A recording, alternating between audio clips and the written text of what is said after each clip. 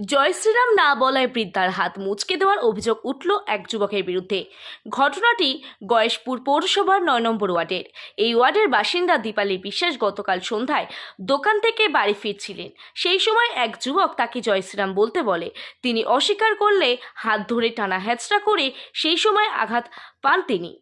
আপনার সাথে আমার সাথে কিছুই না।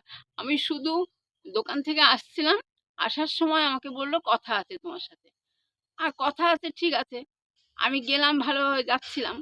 ও আমার হঠাৎ হাত ধরে টান দিল। টান দিয়ে এমনভাবে টান দিল যে হাতটা আমার মুচকে গেল, ব্যথা হলো। আর খালি বলছে জয় শ্রীরাম। আমি জয় শ্রীরাম বলিনি।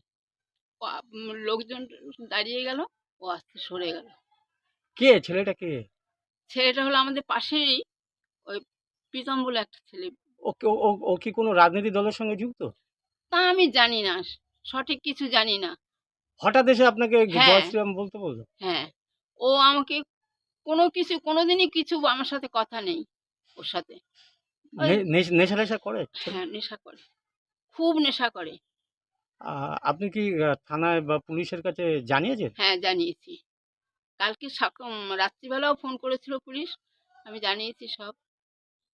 এখন মানে কি কোনো আতঙ্ক বা কোনো ভয়ে আছেন?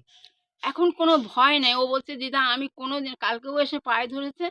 আমাকে বলছে, দিদা আমি আর কোনোদিন এরকম কাজ করব না। স্বীকার করেছে অন্যায়? হ্যাঁ, আর পায়ে ধরে ওর মা এবং ও দুজনাই এসে সেই অনেক রাতে এসে আমার পায়ে ধরে ক্ষমা চেয়েছে। তা বলছে আমাকে চেয়ারম্যানও ৩ বার করে ক্ষমা চাইয়েছে। আমি ও ও আছে, এটা করে ফেলেছে, এটা মাফ করুন, ছেড়ে দিন। দেখুন, ছেড়ে দেওয়ার নিশ্চিতভাবে আমরা কখনো কারোর খারাপ চাই না, ক্ষতি চাই না। তবে এটা একটা ভয়ঙ্কর অভিযোগ আমি মনে করি।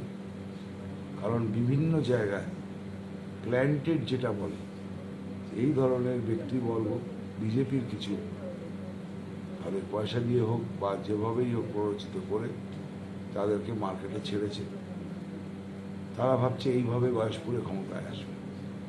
আমি আবার একটা জিনিস দেখাতে চাই, আপনাদের দেখুন, বাড়ি বাড়ি গিয়ে কাগজ ফেলছে, সাবধান। ১৩ নম্বর ওয়ার্ডে, আমার ওয়ার্ডে,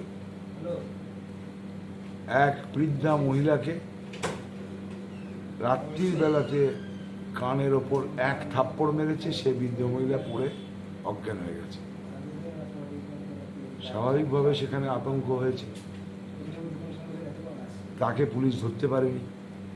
কমপ্লেন আমরা করেছি, আমরা ওইটুকুনি পারি।